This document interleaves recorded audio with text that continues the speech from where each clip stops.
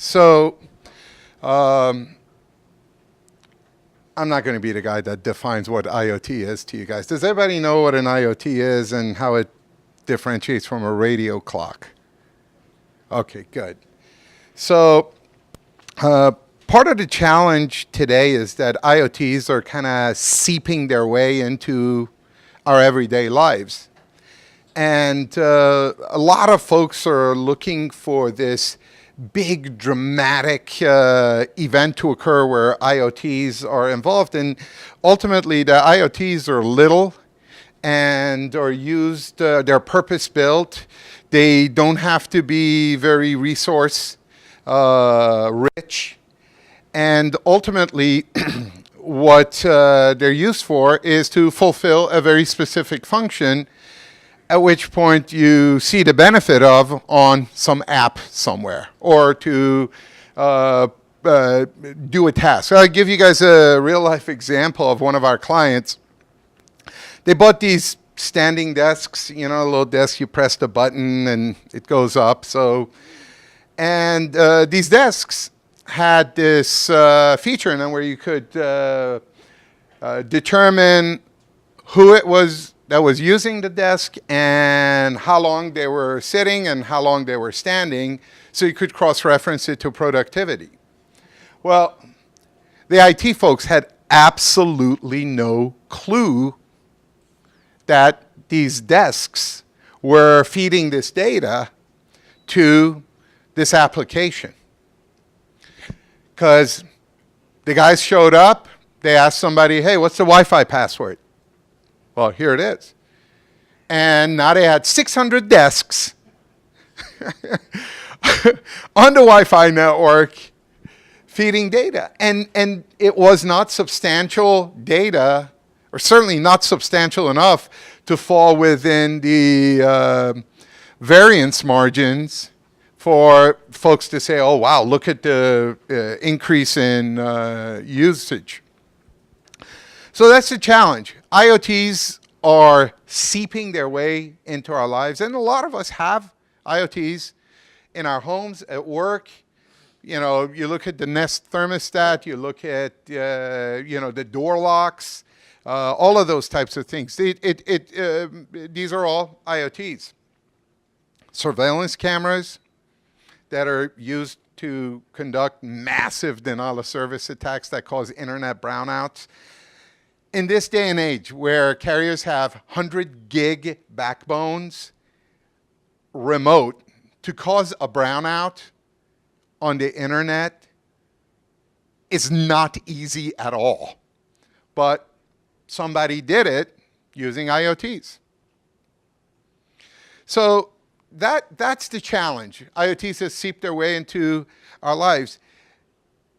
The problem is, if you think that you're going to use your firewall or your network security tools or Symantec or McAfee to secure this stuff, then you're going to be in for a surprise.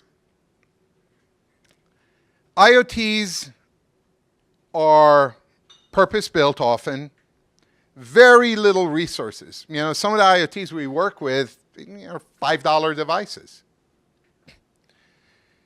They have a different lifespan than traditional network technologies. So traditional enterprise technologies are 3 to 5 year technologies.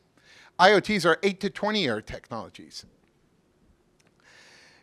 By virtue of how they work and the fact that they're distributed means that in almost every case, IoTs have a remote application. And this alone is one of the greatest drivers for why traditional security doesn't work. Think of it this way. You've got an IoT on a Wi-Fi network here, right? It's public Wi-Fi. It could be the internet, it could be, you know, for public use. That IoT now has a offers privileged access to some application that's probably running at Amazon or Azure or wherever in a data center. And then it's being managed by a group of folks. It could be a managed service provider, or it could be your own team. So it is very possible that the network that the IoT runs on, the IoT itself, the infrastructure that the application runs on, the application itself, and the people who manage the platform all be third parties to each other, right? That vending machine right there, you see the little antenna sticking up? That's an IoT. And this IoT is using a public network, and it's communicating, and it's doing financial transactions. Plus, it's probably feeding hardware statistics and telemetry. And on top of that, it's also doing stock levels so that somebody knows to show up because the 6-pack of Oreos are empty. So that IoT now has a privileged connection to an application, and that application now has a privileged connection to the IoT. And then there's somebody that's managing it who has a privileged access to the application, right? Where does your firewall fit in, or your IPS, or your content control system? It doesn't, right? This, what I call the dependency compute model, this has completely neutered traditional security model. Traditional security models are designed to secure concentric networks. And IoTs are not that. Now, the problem, that's not even the worst of it. The worst of it is you've got that vending machine, and then you've got the thermostat system, and you've got the lighting system, and you have the fridges and the dishwasher, all serving different functions.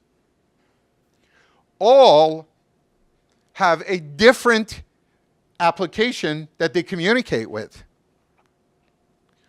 All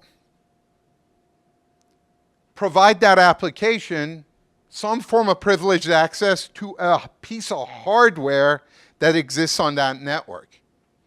So think of it this way. If somebody compromises the application, they now have privileged access to your network. And they can use that to cross-contaminate other IoTs and compromise other applications. And it's a perpetual pattern, right?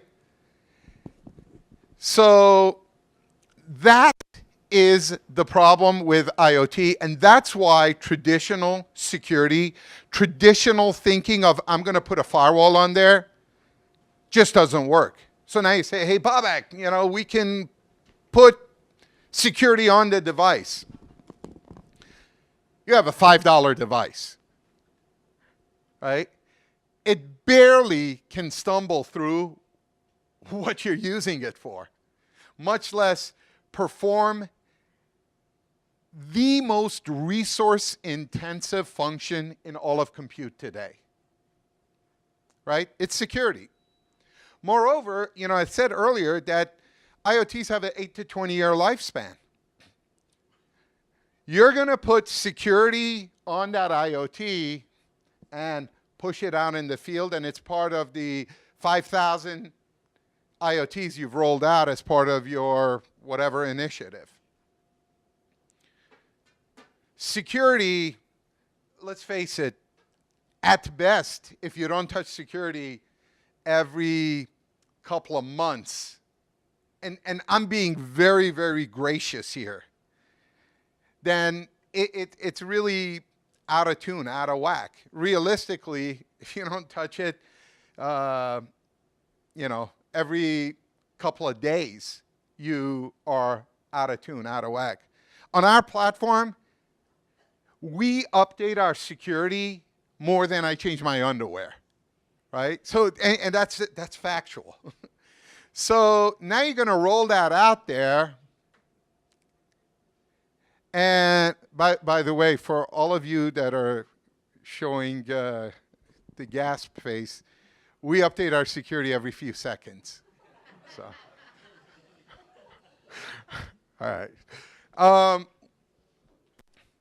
so, part of the challenge is that you roll out a device and put it out in the field, and now you got to update it. Maybe it's a year later, you're already behind the 8 ball on security, but you need to tick off the check mark, right?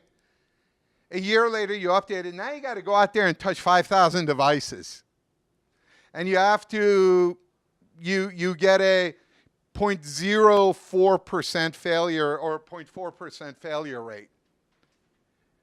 How are you going to deal with that challenge? The logistics, the problems, right? So that's why we took a different approach to security, where we deliver what's called nanosegmentation. I'm sure many of you heard of microsegmentation. Nanosegmentation is per individual device security. We have a platform that essentially removes the device from the local network that it's on that you're protecting, and it disappears. Nothing else at layer 2 or layer 3 can communicate with it. And on our platform, you could do access control, application control, threat management, content control, privacy, and identity. So it's a robust, it's data center grade security. And the question is, for all the people who are thinking they're going to secure the device by putting security on the device, in this day and age, in this dynamic threat landscape where things change quickly, how are you going to fit a data center worth of security in a little $5 device? So our platform is pretty robust. If you guys are interested, I could talk more about it to you. But hopefully, you guys have a pretty good sense of why the gateway model for security, which is really the dominant model for security today, and the on-device model for security, which is what a lot of people are thinking they're going to secure IoTs with, just don't play. Thank you very much, guys.